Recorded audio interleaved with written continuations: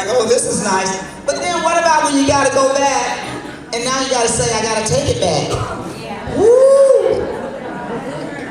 So we know these things happen. So when we're talking about duplicate entry, it's very important that there's a system or a coordination for doing that.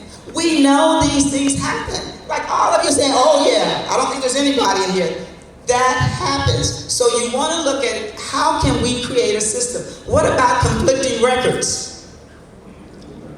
You know, it's a mismatch between the system, the HRIS system, and payroll. Any of you ever had that? Yes. I see you. So we're on the right track here in terms of what's common. These are common things that happen. Anybody give an example of that? Yes, So the documentation that they attach to a new hire has them in one position or one salary, but what they've actually entered into the system is completely different. Okay. So that documentation, so it can happen. And so then you're sitting up here that it's not matching, and then again, it causes delays.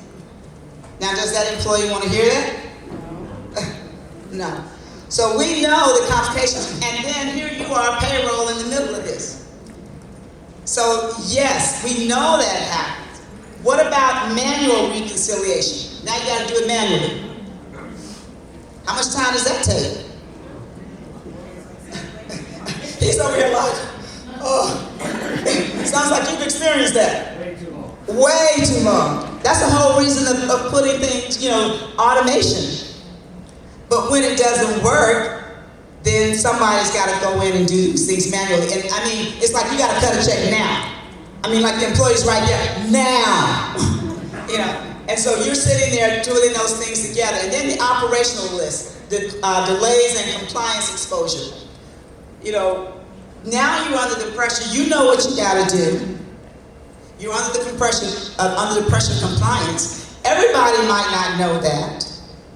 But you know that. Oftentimes you will know, and even HR may not know some of the compliance that you're under. They may not know. So those are things that we know when we talk about those technology silos.